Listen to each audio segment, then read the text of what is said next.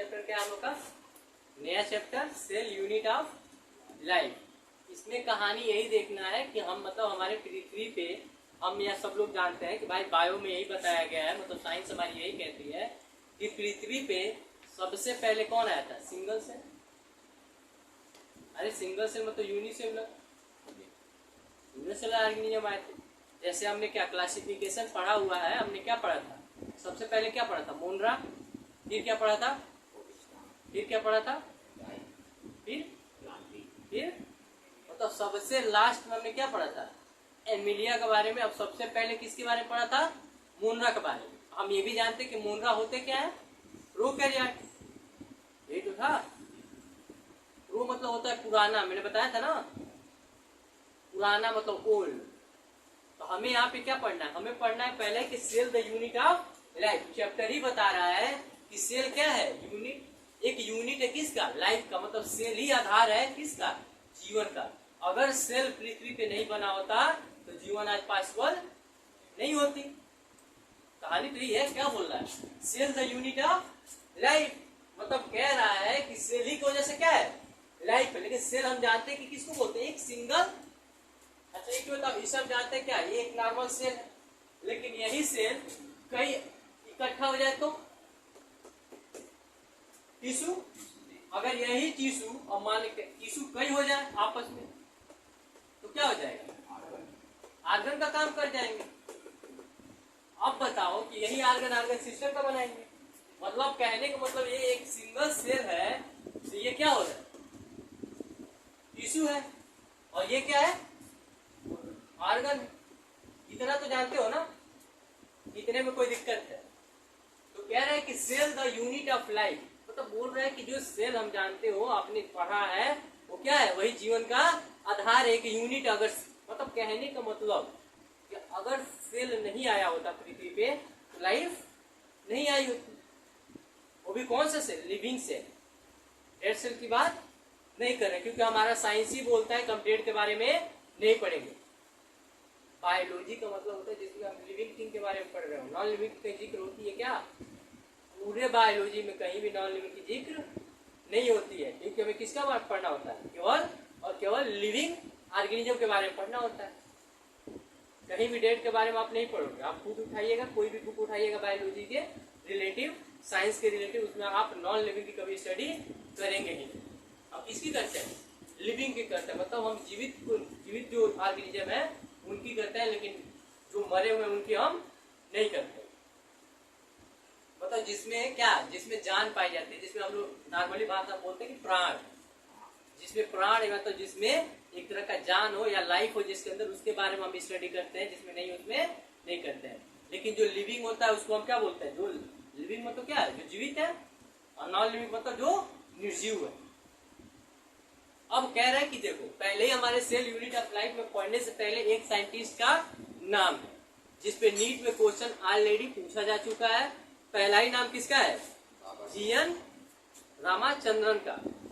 उसमें उन्होंने इसमें यही बोला गया था कि जो रामाचंद्रन प्लॉट था किस भी हाफ पे किया गया था। इसमें से ज्यादा क्वेश्चन नहीं पूछा। जैसे सिंपल सा बात पूछा था कि जो हमारे रामाचंद्रन थे वो किस चीज पे स्टडी किए थे, किस चीज का प्लॉटिंग किए थे। तो दिमाग में होना चाहिए प्रोटीन का प्लॉटिंग किए थे। ये मतलब बताए थे कि प्रोटीन कैसे बनता है, क्या स्ट्रक्चर होता है, क्या है। इतना याद रहेगा ना। अरे एक देखो, एक normal cell unit of life दिख रहा है, चैप्टर दिख रहा है ना। इससे पहले स्टार्टिंग में एक साइंटिस्ट का नाम जीएन रामाचंद्रन नाम है इनका।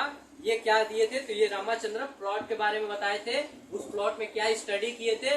तो उस प्लॉट में यही स्टडी किए थे कि प्रोटीन का कैसे सिंथेसिस होता है, कैसे बनता है, या क्या प्रोटीन। मतलब उन्होंने प्रोटीन के बारे में बताया था नॉर्मली। अगर क्वेश्चन भी पूछेगा तो आपको 4 ऑप्शन में प्रोटीन देगा, और क्या देगा? लिपिड देगा, फैट देगा, नॉन ऑफ दीज देगा। तो ऑप्शन में आप देख लीजिएगा, प्रोटीन होगा तो टिक करके आगे निकल लीजिएगा। इसमें ज्यादा कहानी इनका नहीं है। बाकी ये क्या पढ़े थे, नहीं पढ़े थे, किन सन में बीएससी किए, किन सन में एमएससी किए, कहाँ पीएचडी किए, ना किए, इससे कोई बहस नहीं है। लेकिन एक बार फिर भी आप इसको क्या करिएगा? स्टडी कर लीजिए। बस नॉर्मली ऐसे रीड कर लीजिएगा। बस इसमें से एक ही कहानी नीट में पूछी गई है कि रामाचंद्रन प्लॉट किस बेस पे आधारित है? तो प्रोटीन के बेस पे आधारित। कोई दिक्कत? अब हमारा चैप्टर आता है द यूनिट ऑफ लाइफ। हम जानते हैं कि एक सिंगल सेल है, इसी सेल के बारे में पढ़ना है। कह रहा है कि ये जो सेल है, तो पहले तो हम ये जान ले कि सेल आया कैसे, बना कैसे। कहानी तो यही है ना, सेल के बारे में पढ़ने से पहले हम कहानी जान लें। हम जानते हैं कि हमारी पृथ्वी पहले क्या थी, बताओ, पढ़े हो ना जियोग्राफी, थोड़ा बहुत अरे यार जियोग्राफी का थोड़ा बहुत देखते हैं। अरे इवोल्यूशन का हल्का सा झलक तो है यहाँ पे। आप पृथ्वी देखे हो, हम जानते हैं कि पहले हमारी पृथ्वी कैसी थी, आग का गोला था, इस पे वाटर का कोई भी स्रोत नहीं था, लेकिन सारे पृथ्वी क्या था, गैस तो सब पे प्रेजेंट थे। अरे एटमॉस्फेयर में हाइड्रोजन भी प्रेजेंट था, और क्या प्रेजेंट था, नाइट्रोजन भी प्रेजेंट था, मेनी टाइप के गैसेस प्रेजेंट थे उसमें। हम जानते हैं कि क्या कर रहा था, सूर्य का चक्कर काट रहा था। मान लो सूर्य का अगर चक्कर काट रहा होगा, तो हम जानते हैं कि जब पृथ्वी पास आती है सूर्य को तो क्या होता है, गर्मी पड़ती है। जब थोड़ी सी दूर जाता है तो क्या होता है, बरसात होता है। जब ज्यादा दूरी यहाँ पे पहुंचता है तो क्या होता है, यहाँ से लेके यहाँ तक क्या होता है, ठंडी का मौसम होता है। आपने जियोग्राफी पढ़ा है कि नहीं पढ़ा है? देखो, एक तो आकार यहाँ होगा, एक बार पृथ्वी यहाँ पहुंचेगी, एक बार पृथ्वी यहाँ और यहाँ पहुंचेगी ना। तो एक चीज बताओ, जब सूर्य के नजदीक होती हो तो कौन सा टाइम चल रहा होगा, गर्मी का। जब थोड़ी सी दूरी हो रही होगी तो यहाँ से यहाँ तक का कौन सा चल रहा होगा, बारिश का, बरसात वाला। फिर यहाँ से और यहाँ तक का क्या चल रहा होगा, ठंडी का। क्योंकि जब पृथ्वी दूर जाती है सूर्य से तो ठंडी पड़ती है, जब पृथ्वी दम नजदीक आती है तो गर्मी पड़ती है, अगर मिडिल पार्ट पे रहती है तो गर्मी और बरसात दोनों होता है। ज्योग्राफी पढ़े हो तो अच्छी बात है, नहीं पढ़े हो तो और अच्छी बात है। भैया कहानी देखो कैसे लाइफ स्टार्ट होता है। हम जानते हैं कि पहले क्या थी, पृथ्वी आग की गोला थी, चक्कर तो तब भी काट रही थी सूर्य का। तो जब यहाँ आती थी तो हाई टेम्परेचर बढ़ जाता था, लेकिन यहाँ से यहाँ के बीच में आके इसको बारिश हो रहा होगा ना पृथ्वी पे। तो जब ये हॉट थी तो जाहिर सी बात है इस पे पानी गिर रहे होंगे, लेकिन कुछ पानी क्या होते होंगे, इवेपोरेट हो जाते होंगे। ऐसे मिलियन बिलियन चलते चलते एक ऐसा समय आया कि पृथ्वी क्या हो गई, थोड़ी ठंडी हुई। क्योंकि अब देखो ठंडी होने का पर्पज क्या था, यहाँ आती थी तो गर्म होती थी, यहाँ भी आती थी तो गर्म हो जाती। लेकिन बाकी सबसे ज्यादा पार्ट इसको किसमें बीतता था, बरसात में और ठंडी में। ऐसा होता होता क्या हुआ, ये एकदम ठंडा पड़ गया। फिर जब बारिश होते रहा तो हम जानते हैं कि हमारी पृथ्वी से अगर पानी को हटा दिया जाए, अरे 1/3 क्या है, 1/3 पास पानी तो है पृथ्वी पे।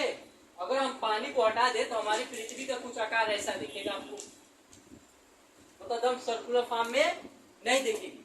काहे नहीं दिखेगी, क्योंकि हम जानते हैं कि जितने भी समुद्र हैं, समुद्र की गहराई इतनी है कि हम आज भी कई समुद्र के बारे में उसकी गहराई का पता नहीं कर पाए। अगर हम पानी को हटा दें तो क्या होगा, उस पृथ्वी का आकार अजीब सा बन जाएगा, टेढ़ा मेढ़ा रहेगा। तो अब ये जो मान लो उस टाइम जब सर्कुलर फॉर्म में थोड़ी थी, जब आपकी गोला थी तब भी टेढ़ा ही मेढ़ा थी। और लेकिन जब बारिश हुआ, जब पानी आखिर पानी स्टोर हुआ तो हुआ कैसे, अगर पूरी तरीके से सर्किल थी तो पानी स्टोर होना ही नहीं चाहिए था, कहीं ना कहीं जगह बचा होगा तब तो स्टोर हुई। तो हम जानते हैं कि जब पानी स्टोर हुआ होगा, ये जो दिख रहा है ना कुछ आकार अजीब सा दिख रहा है, अब इसी को मान लो ऐसे में सर्कुलर फॉर्म में खींच दूं,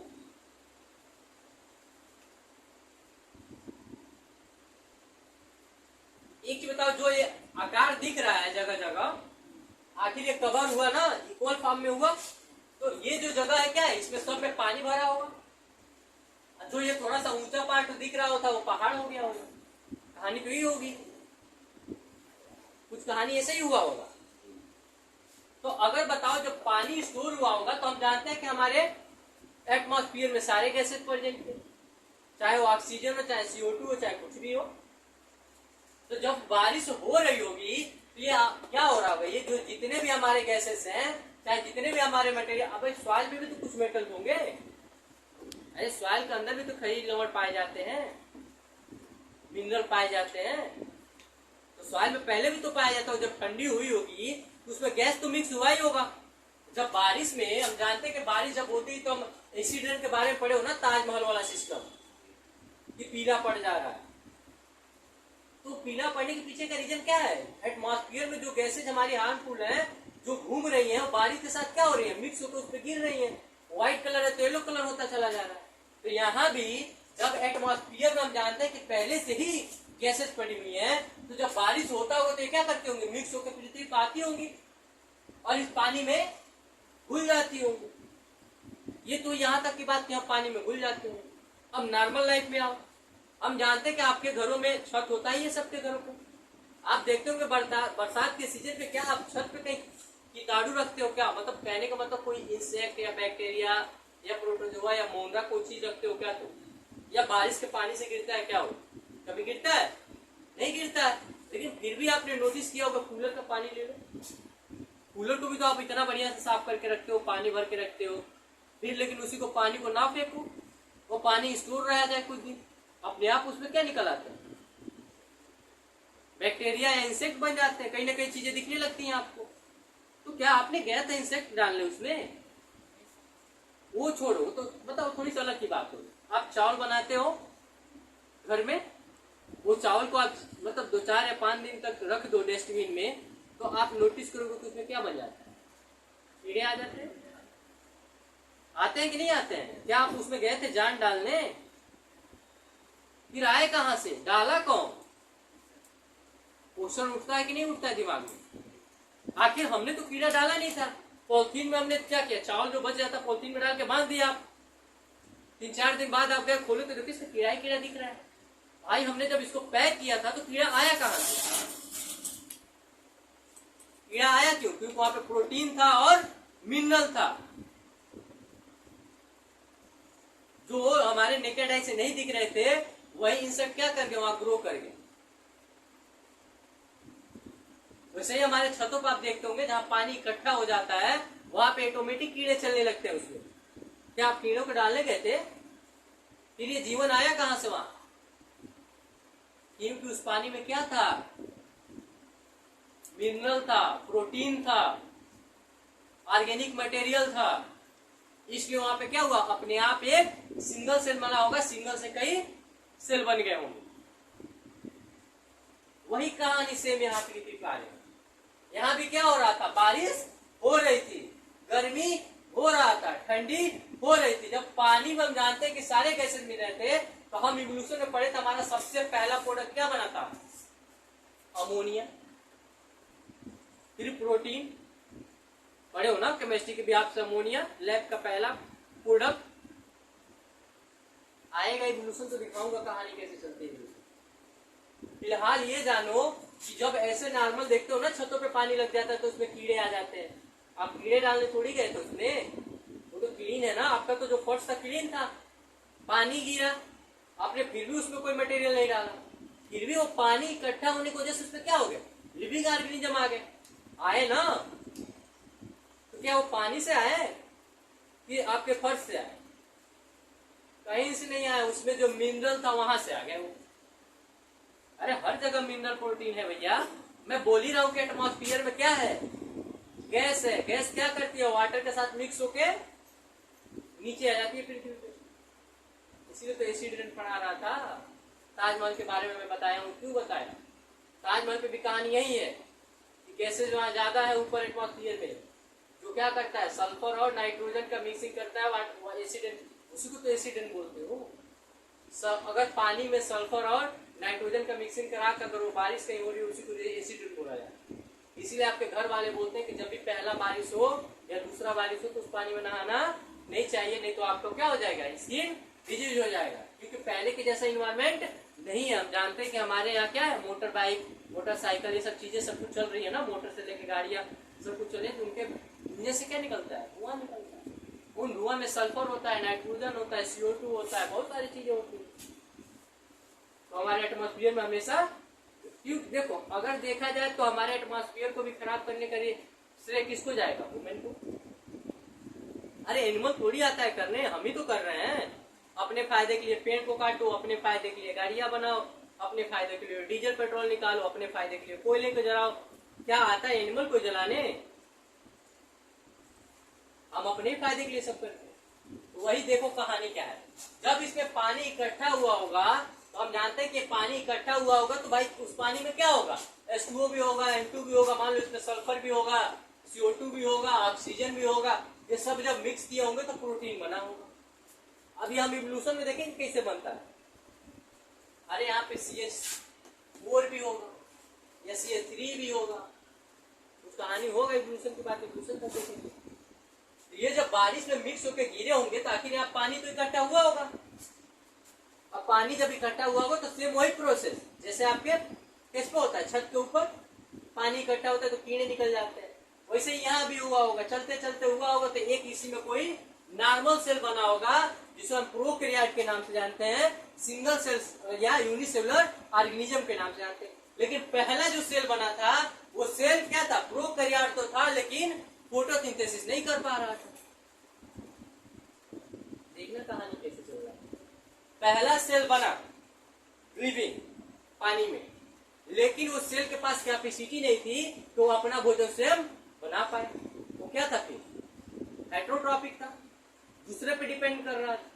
अब डिपेंड काहे ना करे, जब इतना बड़ा पानी, इतना भरा हुआ पानी, उसमें पूरा प्रोटीन भरा है, मिनरल भरा है, सब खाने की चीजें उपलब्ध है, तो उसे खाने बनाने की क्या जरूरत है भाई, एक ही तो सेल है। अगर एक सेल है तो पूरा पृथ्वी पे पानी है ना, अब खाने वाला एक इंसान, खत्म होगा उससे, कभी नहीं होगा। लेकिन मामला कब तैयार हुआ, जब ये डिवाइड हुए। इसको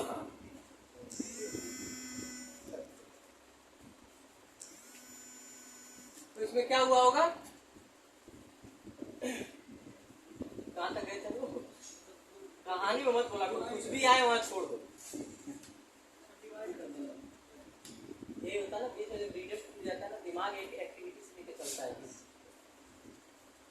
अब बताओ कि जब हम जानते हैं कि हाँ एक सिंगल सेल जब पृथ्वी में बना था, खाने के लिए क्या था, सब कुछ था, उसके बाद प्रोटीन था, फैट था, पहले को तो सब कुछ था, पानी में घुला हुआ था। पहला सेल बना, उसको क्या भोजन बनाने की जरूरत है, नहीं थे, इसीलिए क्या था, हेट्रोट्रॉपिक था। प्रोकैरियोटिक था लेकिन हेट्रोट्रॉपिक था, जो हमने मोरा में पढ़ा हुआ। लेकिन हम जानते हैं कि जब एक सिंगल सेल है तो इसमें ग्रोथ तो होगा, अरे ग्रोथ तो होगा ना, रिप्रोडक्शन तो होगा। तो हम जानते हैं कि सिंगल सेल में ग्रोथ और डिवीजन या रिप्रोडक्शन सब एक ही बात है, क्योंकि एक सेल से क्या होगा, एक ही सेल टूटेगा तो दो, अब ये दो टूटेंगे तो, अब ये दो टूटेंगे तो, अब बताओ कि था तो एक ही सेल हमारे पास, लेकिन बन कितना गया, काउंट नहीं कर सकते कितना बढ़ता चला गया। तो जब तक ये, तब तक तो इस पे सर्वाइव किए जब तक इनके पास भोजन था अच्छे तरीके से, जब तक ये न्यूट्रलाइज कर सकते कुछ भोजन। लेकिन एक समय ऐसा आया कि इतना ज्यादा इसमें यूनिसेलुलर ऑर्गेनिज्म फैल गए, मतलब यूनिसेल मतलब इतना ज्यादा सेल हो गया कि अब भोजन की शॉर्टेज होने लगी। अरे भोजन हमेशा अपने आप बन तो नहीं रहा है ना, बनने का भी एक टाइम है। जब तक मान लो जब कोई ऑर्गेनिज्म नहीं था तब तक तो खूब भोजन था। अब जब ऑर्गेनिज्म ऐसे बढ़ता जा रहा ना, रैपिडली फास्ट बढ़ रहा था, ऐसे करते जाओ तो पता नहीं कितने करोड़ मिलियन मिलियन सेल होंगे। अब ये सिंगल सब लोग थे, सब लोग क्या थे, हेट्रोट्रॉपिक थे, सब लोग भोजन दूसरे से ही ले पा रहे। अब एक ऐसा समय आया कि पृथ्वी का भोजन सब खत्म हो गया होगा ना, तो इसी में से एक ऐसा भी सेल निकल के आया जिसपे इवोल्यूशन हो गया भाई, कंपटीशन हो गया ना सेल के बीच में। अरे आपस में कंपटीट करने लगे ना भोजन के लिए। अब भोजन जब कम था तो आपस में लड़ेंगे ना, लड़ेंगे भिड़ेंगे जब कम भोजन रहेगा तो। अगर मान लो इंडिया की बात करते हैं, इंडिया में फ्री में जब फिनाइल बटे कहीं, खाना को तो छोड़ दो, पैसे की बात तो छोड़ दो, फिनाइल सुने हो ना। तो इंडिया में अगर कहीं फ्री में फिनाइल बटे, वहां पे लोग मार कर लेते हैं भाई, दे दो, भले उनका यूज नहीं है घर में, तो क्या करेंगे। फिनाइल छोड़ दो, कोई अगर जहर का टेबलेट बांटे ना तो भी इंडिया के लोग छोड़ेंगे नहीं। वो हम भी जानते हैं, आप भी जानते हैं, बस फ्री में मिलना चाहिए, भले उसका यूज हो घर में या ना हो। तो वही कहानी यहाँ था, इंडिया की जनसंख्या इस लेवल की थी, मतलब पृथ्वी की जनसंख्या सेल में इतने लेवल की थी कि अब जितना भोजन था वो खत्म, अब आपस में कंपटीशन चलने लगा इनको कि भाई हम भोजन कैसे ठीक करें, कंपटीट तो करना पड़ेगा। अब इसी में से एक ऐसा भी सेल निकल के आया जो क्या था, ऑटोट्रॉफिक था। उसके पास एक कैरेक्टर बन गया जो क्या कर रहा था, अपना भोजन स्वयं बना रहा था, किसी दूसरे पे डिपेंड नहीं था। तो अब हेट्रोट्रॉफिक से क्या बन गया, ऑटोट्रॉफ। समझ में आ रहा क्या बोल रहा हूँ, इवोल्यूशन पढ़ते रहिएगा, कहानी यही है। अब हम जानते हैं कि अभी सब सिंगल ही चल रहे थे, तो ये तो कहानी हो गई कि हेट्रो से ऑटो कैसे बनी। दिखा समझ में कुछ आया। अरे हमारे पृथ्वी पे जैसे होता है ना कि किसी घर में सब लोग काले हैं, लेकिन उसी में से एक ऐसा भी बच्चा प्रोड्यूस होकर निकल जाता है जो गोरा हो जाता है। होता कि नहीं होता है, एक यूनिक फीचर हो जाता है कि नहीं, कि घर के सारे लोग काले थे लेकिन एक बच्चा उसी में से निकल के आया जो गोरा था। सेम कहानी यहाँ भी है, सारे पृथ्वी पे सेल हेट्रोट्रॉपिक प्रोकैरियोट थे, लेकिन उन्हीं सेल में से एक ऐसा भी सेल प्रोड्यूस हो गया जो क्या था, ऑटोट्रॉफ और प्रोकैरियोटिक था। तो सब लोग दूसरे पे भोजन पे निर्भर थे, लेकिन उसी में से एक ऐसा भी सेल प्रोड्यूस होकर आया जो क्या कर रहा था, अपना भोजन स्वयं बना रहा था, लेकिन था सिंगल सेल का। समझ में आ रहा है क्या बोल रहा हूँ, तो दिक्कत है इतने कहानी में, कहानी तो है। तो अब इतना समझ में आ गया ना कि ऑटोट्रॉफ और हेट्रोट्रॉफ क्या है। अब आता है प्रोकैरियोट और यूकैरियोट। तो हम प्रो को क्या बोलते हैं, पुराना सेल, यू को क्या बोलते हैं, नया सेल। मतलब प्रो मतलब पुराना। अरे फ्री फायर खेल रहे हो ना, अरे कुछ तो लोग खेलते होंगे, मेडिकल वाले कम खेलते हैं, वो अलग बात है, पढ़ना ज्यादा होता है। लेकिन आपने देखा होगा कि बच्चे बोलते हैं कि अरे फ्री फायर में प्रो प्लेयर है। अरे नाम सुने होगे ना कि फ्री फायर में प्रो प्लेयर है, ये नोबड़ा है, बोलते हैं सब, मतलब ऐसा ही कुछ बोलते, मैंने सुना है। लेकिन मैंने वहां से इस मीनिंग को इसलिए रखा दिमाग में क्योंकि प्रो इसलिए बोलते हैं कि पुराना खिलाड़ी है, वो तो बहुत पहले से खेल रहा है, उसको बहुत ज्यादा एक्सपीरियंस है, इसलिए क्या बोले उसको प्रो प्लेयर है। यहाँ पे भी हम क्या बोल रहे हैं, जो पुराना सेल है उसको क्या बोल रहे हैं, प्रोकैरियोट या प्रोकैरियोटिक सेल। कोई दिक्कत है क्या,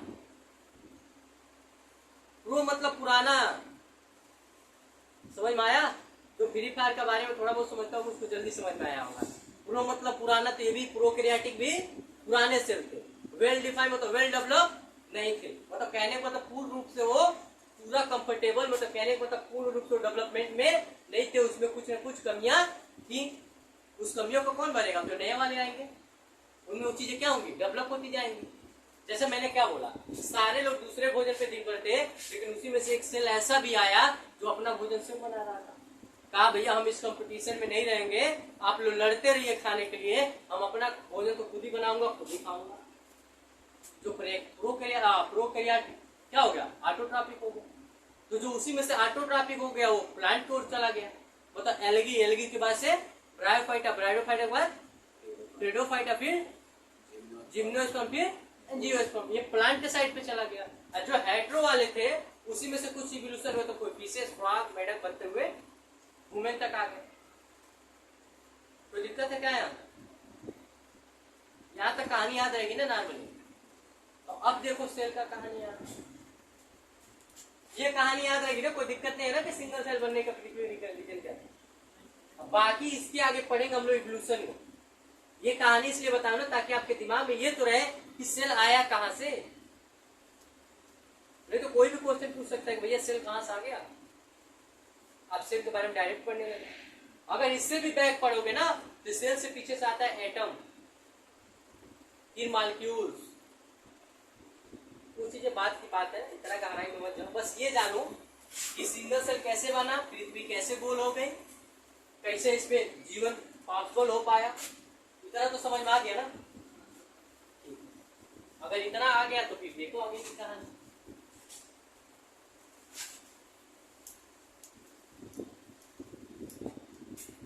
अब कह रहा है देखो, अब पहला ही बोला है हमारे एनसीईआरटी में,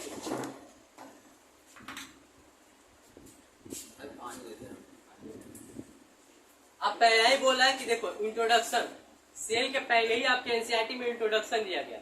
कह रहा है कि बताइए व्हाट इज द सेल। पहला ही क्वेश्चन आता है, आप क्लास 6 से पढ़ते हुए आ रहे हो, सेल किसे कहते हैं। तो किसी को डिफिनीशन याद है, what is cell? The cell, बताओ। यही कहानी वहां भी पढ़े थे, यही कहानी भी यहाँ भी है। यहाँ भी यही लिखा है कि cell is the fundamental structure functional unit of all living organism. मतलब कह रहे हैं कि सेल वो यूनिट है जिसके वजह से कोई भी फंडामेंटल कार्य या कोई भी स्ट्रक्चर या कोई भी फंक्शन करने में हेल्पफुल हो पाए। अगर एक सेल नहीं होता तो क्या लिविंग हमारे बने होते? नहीं बने होते, बनने का कोई चांस ही नहीं था। अभी तो हम देखे हैं इसे, अभी तो पूरा कहानी दिखाया हूं। एक सेल ही तो मेन रूप से बना है। अगर सेल और लिविंग नहीं आया होता तो हम आज वुमेन भी नहीं होते। इतना समझ में आ रहा है कि नहीं? अब देखो क्या बोला, कह रहा है कि पहले देखो, अब कह रहा है कि सबसे पहले एक साइंटिस्ट थे रॉबर्ट हुक। रॉबर्ट हुक साहब ने सबसे पहले सेल का खोज किया था। मतलब उन्होंने बताया था कि भैया ये जो आप पढ़ रहे हैं लाइफ के बारे में, इसका बेसिक यूनिट क्या है? सेल है। तो सेल को सबसे पहले किसी ने डिस्कवर किया था, उस साइंटिस्ट का नाम क्या है?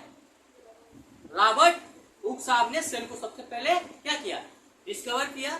लेकिन कहने का मतलब वो डिस्कवर तो किए, लेकिन वो लिविंग सेल पे डिस्कवरी नहीं, मतलब अपना स्टडी नहीं किए। तो किस पे किए थे? डेड सेल पे किए। मतलब मरे हुए सेल को उन्होंने स्टडी करके बताया कि भैया जो आप पढ़ रहे हैं cell the unit of life, जो चैप्टर दिया गया है, अगर इसमें सबसे बेसिक कोई चीज है तो क्या है? सेल है। तो सेल का सबसे पहले खोज कौन किया? रॉबर्ट हुक साहब ने किया। लेकिन किस सेल में किया था? Dead cell. अब कह रहे हैं कि वो भी किसमें? देखो स्टडी किसमें किए थे? स्टडी किसमें किए थे? तो स्टडी करने का क्या था उनका? कॉर्क। आपने देखा है कॉर्क सेल? जैसे आपने पेड़ का छाल देखे हो? अरे पेड़ का छाल देखे हो? जो छिलका होता है, जो पेड़ का छिलका होता है ना, उसी को उन्होंने स्टडी किया था। आप भी जानते हैं कि जो पेड़ होता है, पेड़ का जो छाल होता है क्या होता है? डेड होता है। ब्राउन कलर का होता है, ब्राउन या ब्लैक कलर का होता है, जो डेड होता है, डेड सेल मानते हैं। उन्होंने क्या किया था? किसी प्लांट से क्या कहता है उसका कार्बोकम्बियम लेके और उसको माइक्रोस्कोप पे सेट करके उन्होंने स्टडी किया था। तो उन्होंने देखा था कि इसका बेसिक यूनिट क्या है? सेल। तो दिमाग में रहेगा ना कि पहला साइंटिस्ट कौन था जो डिस्कवर किया था सेल का? Robert Hooke. लेकिन किसमें किया था? डेड सेल में किया था। उस सेल कौन था? तो कॉर्क सेल था, जिसको उन्होंने स्टडी किया। पेड़ का छिलका, यार इतना तो याद ही रहेगा। अब आता है अगला साइंटिस्ट। अगला साइंटिस्ट का नाम है एंटी लियोन हॉक साहब। इन्होंने क्या किया था? इन्होंने फर्स्ट टाइम लिविंग सेल को मतलब इन्होंने खोज किया था। रॉबर्ट हुक साहब ने क्या किया? रॉबर्ट हुक साहब ने सबसे पहले डेड से मतलब सबसे पहले सेल का डिस्कवर किया। लेकिन सेल का डिस्कवर किया तो किया किसमें? डेड सेल में। उन्होंने कौन से सेल पे स्टडी किया? तो कॉर्क सेल पे स्टडी किया। लेकिन उसके बाद से हमारे एंटेलियन हॉक्सॉफ, जो ने उन्होंने तो डेड पे किया था, लेकिन इन्होंने क्या किया? एंटेलियन हॉक्सॉफ जो थे ये लिविंग सेल पे स्टडी किए, मतलब जिंदा सेल पे। मतलब इन्हें जो स्टडी करना स्टार्ट किया, अपना कहने को तो खोज करना स्टार्ट किया, ये लिविंग सेल लिए। लिविंग सेल जब लिए तो इनका पहला देखो क्या लिख रहा है, कह रहा है कि invention of the compound and electron microscope revolve then structure detail of the cell. मतलब कह रहा है कि जो एंटीलियन साहब थे उन्होंने क्या किया? अपने स्टडी के लिए खोज किया, अपने लिविंग सेल को उन्होंने उठाया। लिविंग सेल को उठाने के लिए उन्होंने किस चीज के हेल्प से ये काम किया? तो हम जानते हैं किस चीज के हेल्प से? इलेक्ट्रॉन माइक्रोस्कोप का हेल्प। अब ये याद रखिएगा, जो हमारे रॉबर्ट हुक साहब थे वो इलेक्ट्रॉन माइक्रोस्कोप की बात नहीं किए थे। वो स्टडी तो किए थे लेकिन इलेक्ट्रॉन माइक्रोस्कोप का यूज नहीं किए थे। ये कहीं भी नहीं लिखा गया है। लिखा गया तो कहां पे लिखा गया? एंटेलियन हॉक साहब ने जब लिविंग सेल में स्टडी कर रहे थे, जब उन्होंने लिविंग सेल पे स्टडी किया तो किसके हेल्प से किया? तो हम उन्होंने किस चीज का हेल्प किया? मतलब किससे हेल्प लिया? इलेक्ट्रॉन माइक्रोस्कोप से। क्योंकि हम जानते हैं कि इलेक्ट्रॉन माइक्रोस्कोप किसी भी ऑर्गेनिज्म या किसी भी कंपाउंड को अगर तुम वहां रखते हो उसको 1000 गुना बड़ा करके दिखाता है। यही तो है कहानी। तो वही कह रहे हैं कि इलेक्ट्रॉन माइक्रोस्कोप की हेल्प से हेल्प से उन्होंने ये पता लगा पाए कि हमारा जो सिंगल सेल है उसके अंदर क्या क्या चीजें पाई जाती है, उसके अंदर क्या क्या चीजें प्रेजेंट है, वो क्या किन किन चीजों से मिलके बना है। समझ में आया क्या बोल रहा हूँ? हमारे रॉबर्ट हुक साहब ये नहीं बताए, रॉबर्ट हुक साहब ने बस ये बताया कि बेसिक यूनिट है, बेस हमारा क्या है, सेल है, लेकिन ये नहीं बताया कि सेल के अंदर क्या क्या है। लेकिन वहीं पे जब एंटो लियोनॉव आए तो उन्होंने जब इलेक्ट्रॉन माइक्रोस्कोप के हेल्प से उन्होंने स्टडी करना स्टार्ट किया लिविंग सेल में, तो उन्होंने ये तक बता दिया कि सेल के अंदर क्या क्या चीजें प्रेजेंट है और किस किस चीजों से मिलकर ये बना हुआ। इतना समझ में आया? ये था अभी तक बेसिक इंफॉर्मेशन ऑफ सेल। अब आता है हमारा सेल थियरी। सेल थ्योरी, अब सेल थ्योरी में देख लो, कह रहा है कि सेल थ्योरी में हम जानते हैं, अब यहीं से तो चैप्टर स्टार्ट हो। सेल थ्योरी में क्या है? सेल थ्योरी में पहले दो साइंटिस्ट कौन कौन है? शेल्डन एंड सेचवान साहब।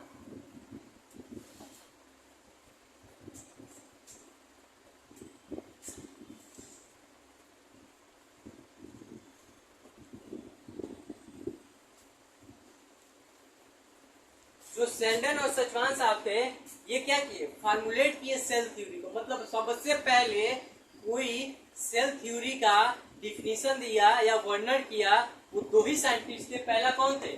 शेल्डन और दूसरे सचवान। मतलब दो साइंटिस्ट ने मिलके सेल थ्योरी को क्या किया था बताओ? फॉर्मुलेट किया था, कैलकुलेट किया था, मतलब एक जगह क्या किया, कई मीनिंग को मिला के एक डिफिनीशन दिया। लेकिन इसी में जो देखो अब आता है, पहले देखो जो मेल्थिन एंड सेचवान साहब थे, मतलब कहने का मतलब जो शेल्डन साहब थे, शेल्डन साहब 1838 में ऑब्जर्व किए, किस में? प्लांट सेल में। अब याद रखिएगा, ये जो साइंटिस्ट थे ये किस में अपने स्टडी किए थे? ये किए थे प्लांट में। और ये जो हमारे थे ये किस में किए थे? एनिमल में। दो साइंटिस्ट आए। अब एक साइंटिस्ट थे हमारे शेल्डन साहब, दूसरे सेचवान साहब। पहले जो है ये स्टडी तो कर रहे थे, ये प्लांट के बारे में कर रहे थे, और ये जो स्टडी किया ये एनिमल के बारे में की। तो अब बताओ, इन्होंने भी जब खोज किया, इन्होंने भी किया, लेकिन सन किस सन में? इन्होंने किया था 1838 में, और ये किए थे 1839 में। एक एक साल का तो डिफरेंट है। मतलब ये भी खोज कर रहे थे किसके बारे में? सेल के ही बारे में। ये भी खोज कर रहे थे सेल के ही बारे में। दोनों लोग सेम चीज की खोज कर रहे थे, लेकिन ये दूसरे कंट्री से थे, ये दूसरे कंट्री से। कह रहा है कि जो ये थे हमारे शेल्डन साहब, ये किसकी स्टडी कर रहे थे? प्लांट सेल पे। लेकिन यहीं पर हमारे सचवान साहब थे, वो किस पे कर रहे थे? एनिमल सेल पे स्टडी कर रहे थे। जब दोनों ने ऑब्जर्व किया तो देखो क्या बोला है। कह रहा है कि पहले जो हमारे शेल्डन साहब थे 1838 में observed that the plant are the composed of the cell, मतलब इन्होंने ये बताया, मतलब पूरे स्टडी करने के बाद ये बताया, स्टडी कर रहे थे प्लांट सेल।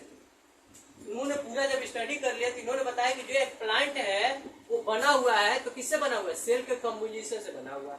मतलब एक एक सेल बन के टिश्यू बना रहे हैं, और एक एक टिश्यू मिलके ऑर्गन बना रहे हैं, और एक एक ऑर्गन बन के पूरे ऑर्गन सिस्टम बना रहे हैं, पूरे ऑर्गन सिस्टम मिलके एक बॉडी को तैयार कर रहा है। ये किसको बताया थे? प्लांट को बताया। अब देखो, अब हमारे सचवान साहब आते हैं। ये कह रहे थे कि 1839 में represented as the cell had the thin outer layer plasma membrane. मतलब कहे, अब देखो कहानी क्या था। अब जानते हैं कि प्लांट में सेल वॉल पाया जाता है, एनिमल में सेल वॉल नहीं पाया जाता है। अब क्या पाया जाता है? सेल मेम्ब्रेन पाया जाता है। तो यही बोल रहे थे, जब ये स्टडी किए तो ये बताया कि देखो जो सेल के ऊपर वाला पार्ट होता है वो क्या होता है? सेल मेम्ब्रेन होता है। सेल वॉल नहीं बोले, मेम्ब्रेन बोले। बोलने के पीछे का रीजन क्या था? स्टडी किस पे कर रहे थे? एनिमल पे। हम जानते हैं कि एनिमल में सेल वॉल नहीं होता है। ये कहानी पढ़े हो ना छोटे क्लास से। इन्होंने कहा कि जो सेल है, सेल के ऊपर एक थीन मतलब पतला, मतलब अगर एक सेल है, इस सेल के ऊपर क्या है? एक पतली सी लेयर है, जिसको हम किस नाम से जानते हैं? प्लाज्मा मेम्ब्रेन के नाम से जानते हैं।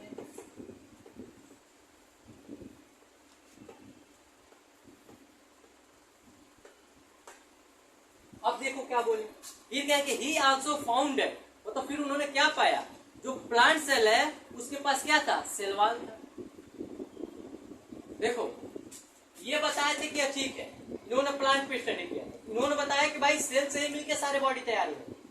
ये भी स्टडी कर रहे थे कि एनिमल पे कह रहे थे, तो इन्होंने बोला कि जो एनिमल सेल है, एनिमल सेल के जो आउटर लेयर है थीन है, मतलब बहुत ज्यादा पतला है, उसी को हम क्या बोलते हैं, प्लाज्मा मेम्ब्रेन बोल रहे थे। लेकिन कह रहे हैं कि आगे ही आल्सो फाउंड, आगे जब चले तो इन्होंने देखा कि जो प्लांट सेल होता है, प्लांट सेल के ऊपर क्या पाया जाता है, सेल वॉल पाया जाता था। लेकिन कह रहा है कि एंड देखो फिर क्या बोला, he propose hypothesis that the animal and plant are compose of the cell and product of the cell. मतलब इन्होंने लास्ट में दोनों लोग ने, सेल्डन साहब और सचवान साहब, दोनों लोग ने मिल के आपस में एक कंक्लूजन दिया। कहा भैया कि हम सेल का आखिर थ्योरी दे तो दे कैसे, डिवीजन बताएं तो बताएं कैसे हम अपनी दुनिया वालों को कि भैया ये चीजें ऐसी हैं, क्योंकि ये तो प्लांट सेल पे स्टडी किए, ये एनिमल सेल पे स्टडी किए। इन्होंने कहा कि जो एनिमल सेल का आउटर लेयर होता है, जो थीन होता है, उसे क्या बोलते हैं, प्लाज्मा मेम्ब्रेन बोलते हैं। लेकिन आगे चल के इन्होंने देखा कि हाँ जो प्लांट सेल होता है उस पर क्या पाया जाता है, तो उस पर सेल वॉल पाया जाता है, लेकिन एनिमल पर सेल वॉल नहीं पाया जाता। लेकिन इन्होंने क्या किया, फिर आगे चल के प्रपोज हाइपोथेसिस, मतलब इन्होंने एक हाइपोथेसिस दिया, एक तरह का थ्योरी दिया। वो भी क्या थ्योरी दिया, animal cell and plant cell compose of the cell and बताओ प्रोडक्ट ऑफ द सेल। मतलब कहने का मतलब चाहे वो एनिमल सेल हो चाहे प्लांट सेल हो, मतलब सेल्डन साहब और सेचवान साहब ने आगे चल के एक हाइपोथेसिस दिया, उसमें बताया कि चाहे प्लांट सेल हो चाहे एनिमल सेल हो, वो किस चीज से बना होगा, तो सेल से बना होगा, और उसका जो प्रोडक्ट होगा वो भी सेल से ही बना होगा। अब आते हैं हमारे रूराल विस्को साहब। इनका उम्र देखो, उम्र 55 और काम 55 का। अरे रूडाल विस्को साहब 1855 में, देखो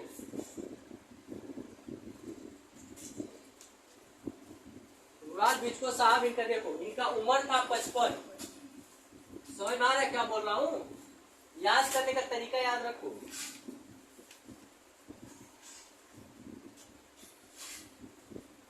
अब बताओ सेल्डन एंड सिचुआन साहब ने कौन सा हाइपोथेसिस दिया था, मीनिंग याद रखिएगा, उस हाइपोथेसिस दिया था कौन, सेल्डन एंड सिचुआन साहब। दोनों लोगों ने मिलकर हाइपोथेसिस क्या दिया था, जो प्लांट सेल और जो एनिमल सेल है वो क्या है, कंपोज ऑफ द सेल, मतलब सेल से ही बना हुआ है, और उसका फंक्शन भी क्या, मतलब उसका प्रोडक्ट भी जो बन के आ रहा है वो क्या है, सेल से ही आ रहा है, मतलब compose of the cell and product of the cell. Simple भाषा में लिखूं, ये देखो थोड़ा सा, अरे सब आपको नोट्स दिया हुआ, टेंशन ना लो, मत लिखो कुछ, बस कहानी सुनते रहो।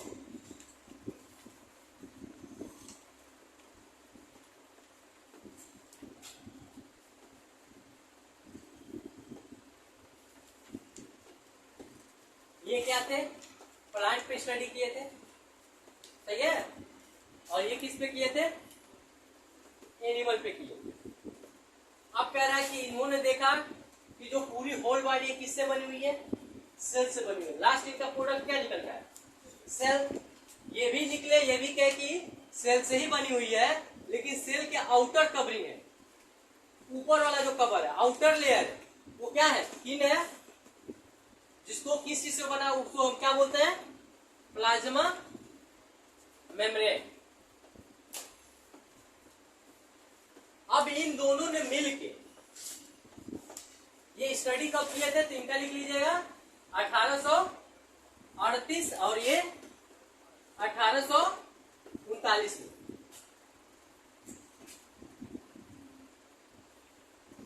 सेल्डन एंड सचवान साहब ने हाइपोथेसिस किया लास्ट में, मतलब कंक्लूजन दिया। दोनों ने कंक्लूजन क्या दिया, हाइपोथेसिस का नाम क्या था, तो हाइपोथेसिस में इन्होंने यही बोला था, कंपोज ऑफ द सेल, चाहे वो प्लांट हो चाहे एनिमल हो, पूरा लिखा दूं,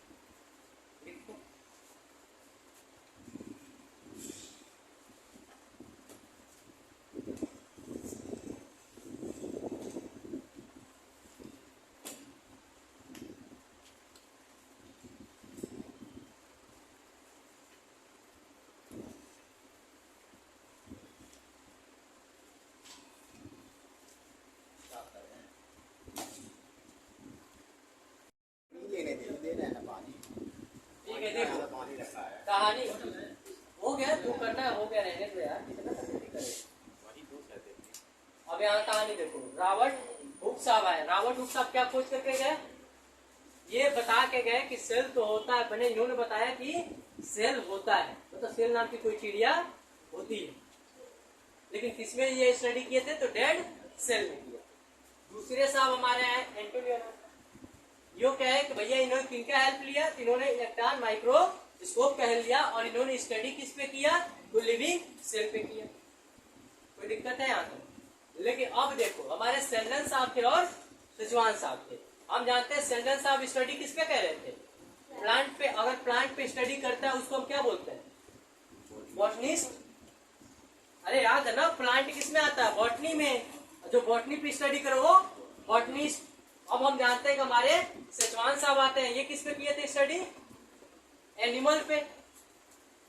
जब ये एनिमल पे स्टडी किए थे तो हम जानते हैं जो एनिमल में पढ़ते हैं उसको क्या बोलते हैं, जूलॉजी।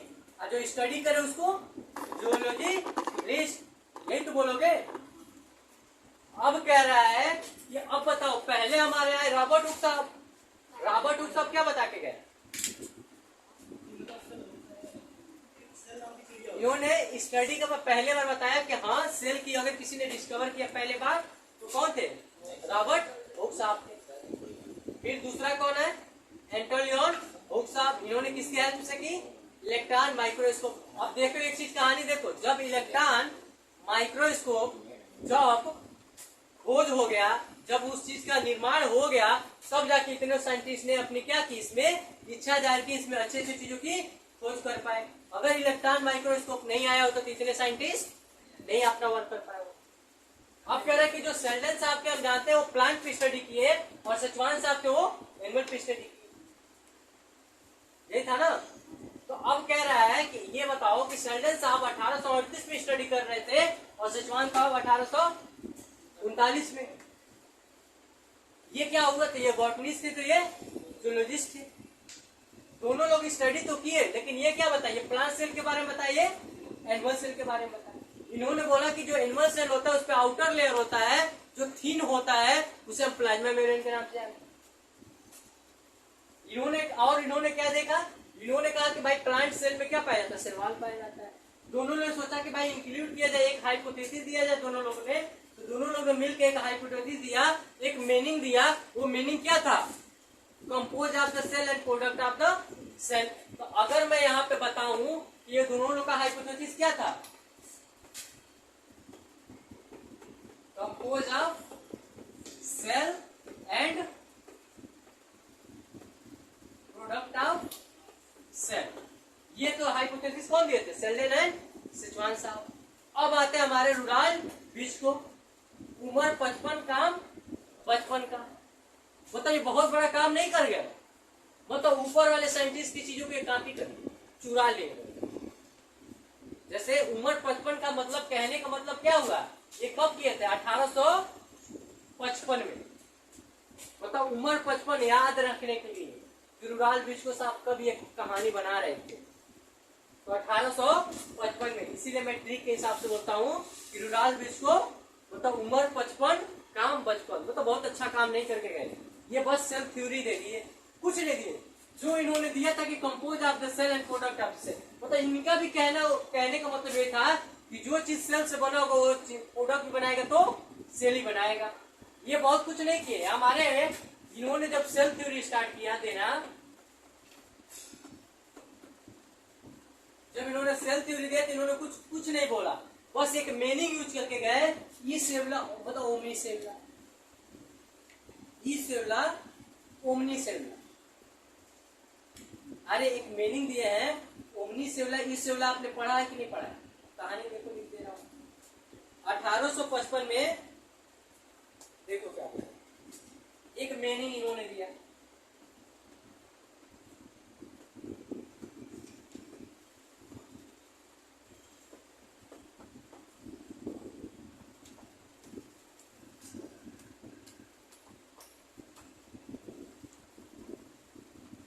मतलब देखो कहने का मतलब क्या था। रुडाल बिस्को साहब जब आए तो इन्होंने बहुत कुछ काम नहीं किया, बस इन्हीं की चीज को चुराया अब यहाँ पे क्या बोले थे कि अगर कोई सेल है उसका जो प्रोडक्ट भी बनेगा कैसे बनेगा, सेल से ही बनेगा। इन्होंने भी यही कहा कि जो पुराने सेल है, पुराने सेल से ही नया सेल का निर्माण होता है। कौन सा बड़ा चीज बोल गए भैया, वो भी तो वही बोला था बंदा कि सेल से ही सेल का निर्माण हुआ है। यहाँ भी कहानी वही है ना, अगर कोई सेल मतलब कोई सेल से बना है, कंपोज ऑफ द सेल से बना है, तो प्रोडक्ट भी उसका सेल होगा आगे वाला। तो यही चीज को इन्होंने क्या किया, सेल थ्योरी के रूप में दे गए। कौन, रॉबर्ट पूछो, इनका उम्र 55, काम बचपन वाला, ऊपर वाला साइंटिस्ट की चीजों को चुरा लेना। मतलब इन्होंने ये बोला कि omni cellular and you cellular, मतलब पुराने सेल से नए सेल का निर्माण होता है। और ऊपर क्या लिखा है, compose of the cell, product of the cell, मतलब सेल से जो बना है सेल ही देगा। एक सेल 90 सेल का निर्माण करेगा। वो भी कहानी वही बता के गए। ये भी क्या बोले, ओमनी सेलुलर यू सेलुलर, पुराने सेल से नए सेल का निर्माण होता है। मतलब इन्हीं की चीज को एग्जैक्ट कॉपी कर दी।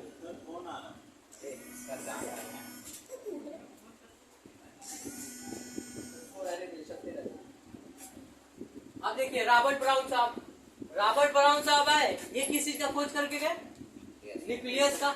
हम जानते हैं कि जो रॉबर्ट ब्राउन थे वो न्यूक्लियस का खोज क्यों कर पाए, क्योंकि उस टाइम इलेक्ट्रॉन माइक्रोस्कोप का खोज हो चुका था।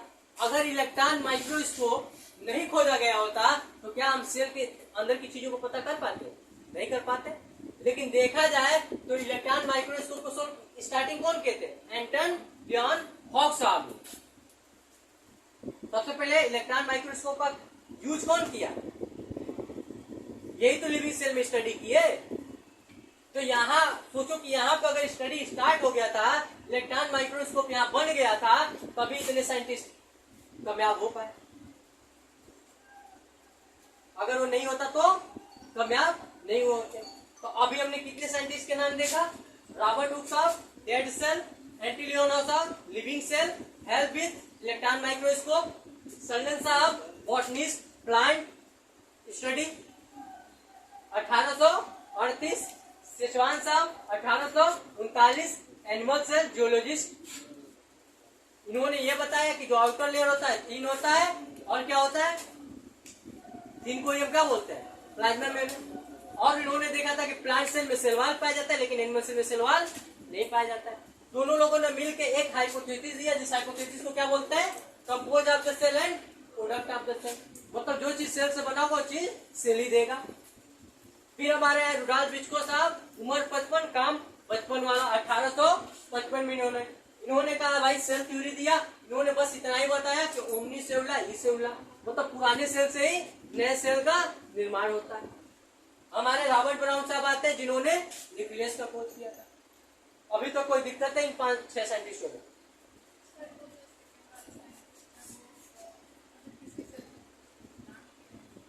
इनमें बस यही दिया गया कि लिविंग सेल का खोज किया गया, ये नहीं बताया गया कि प्लांट का था कि एनिमल का था। हाँ, ये बताया गया कि किसके हेल्प से किए थे, तो इलेक्ट्रॉन माइक्रोस्कोप। असली खेल तो यही स्टार्ट किए, डेड सेल। डेड सेल कौन सा सेल लिए थे, तो प्लांट का कॉर्कम्बियम लिए थे, छिलका लिए थे। लेकिन इनमें ऐसा कुछ नहीं बताया। इन्होंने लिविंग सेल कोई उठाया होगा, अब नहीं दिया एनसीईआरटी में तो ज्यादा मत पढ़ो, क्योंकि नीट में जितना आएगा उतना ही ध्यान रखो ना, क्या कहानी पूरा याद रखो। ये 6 साइंटिस्टों को याद रखना, हर साल एक क्वेश्चन तो आ ही जाता है इसमें। कोई दिक्कत तो बाकी अब कल देखेंगे, बाकी अब केमिस्ट्री